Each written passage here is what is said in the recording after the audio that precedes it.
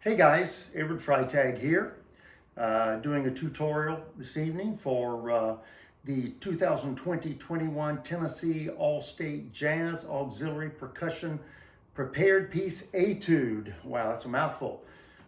This is section B, relating to congas. So we're going to take a look at this material this evening and talk about the playing the drums a little bit, characteristic sounds, and look at what we've got written. First thing I would like to do is just talk about the sounds that we're going to be using in the video this evening.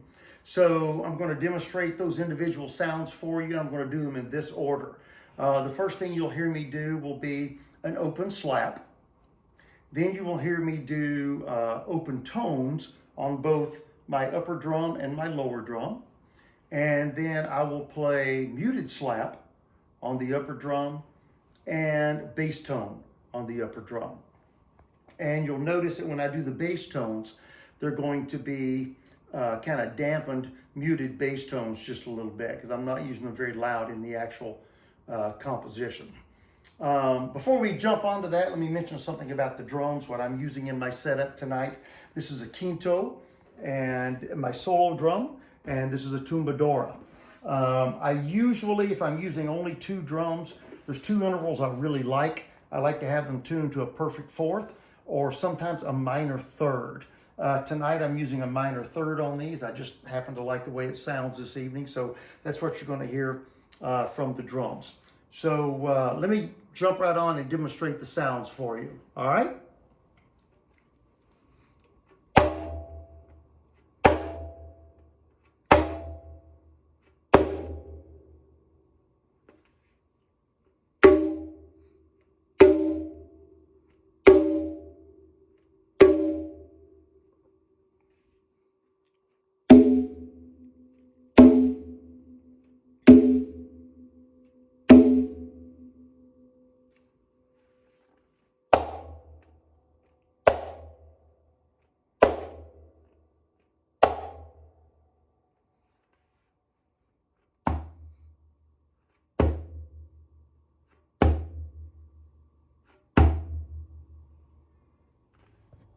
So let's dive right in to your etude, section B, congas.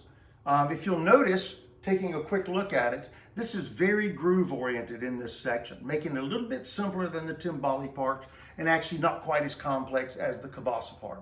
So the goal is to get great sounds and make the groove feel good during this section. If you take a look at the first bar, thinking about the sounds that we just saw demonstrated, I'm going to demonstrate that opening groove for you, kind of in slow motion. Here we go. Here's the bass tone, muted, dampened, followed by the muted or dampened slap. Try to make that pop as best you can. Open tones, followed by two open tones on the tumbadora, followed by two muted bass tones to set us up for the second measure. If you notice in the second measure, it starts with a ghost tone with the right hand, not the left hand like the first bar. That's because we just played two lefts, so we're going to then put that little ghost note in there to set us up for the slap. I'll play those two measures together for you, a little bit slow-mo, okay, so you can kind of check it out. Here we go.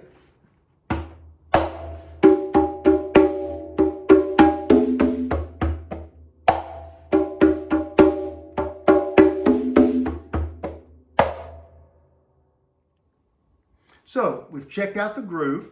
Notice in your third and fourth bar, third bar says continue groove, and in the fourth bar says groove-based fill. Of course, again, this is improv. You're free and welcome to play anything you would like, but make sure that you get great sounds doing it and it makes musical sense with the phrase itself. So I'm going to play these first four bars and I'll put a fill in there for you, and then I will stop at the fifth bar with the ghost note slap. Cool? Here we go. We'll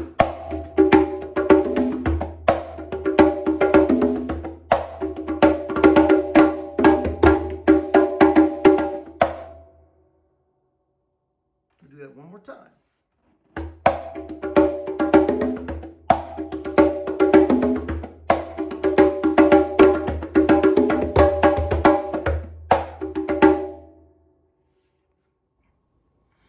probably noticed in those opening 4 bars that when I got to the 3rd measure, even though it says continue groove, when I got to those last 2 beats, I chose to not play exactly what was written, but go ahead and start setting myself up for the solo fill.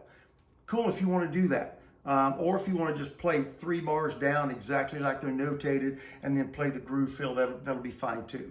Anyway, looking at the next section, we have, I think we have 4 more bars. Let me make sure of that. Yeah, we got 4 more bars tapping out on count 1. And I'm going to go ahead and just play that down for you. Notice in the first bar of page 2, you see on count 4, there's 4 open slaps there. So I'll get that open slap sound, then I go back to the groove, and then finish out with 4 open tones, 4 open tones, and then 16th note triplets, open slaps, bap, closing it out on count 1. So let's check that out. Here we go, ready? All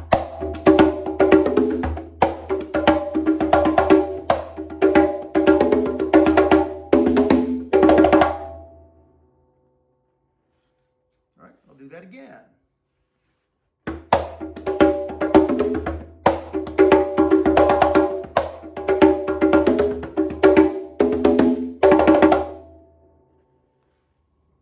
So hopefully those little tutorials on those 2 sections will be very helpful in you working on your sounds and also getting the grooves down and the fill and things like that. You probably noticed that was being played a little bit under tempo. The marking on the piece is in the range of 128 to 136. So I'm going to take it up just a little bit and do a full run on the thing at closer to what you should be doing when you actually perform the piece. Cool?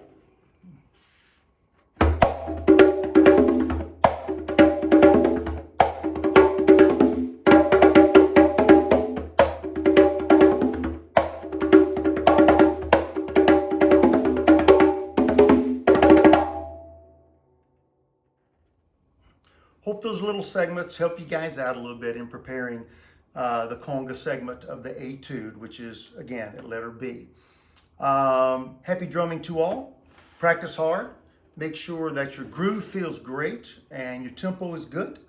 And enjoy your audition. Thanks, guys.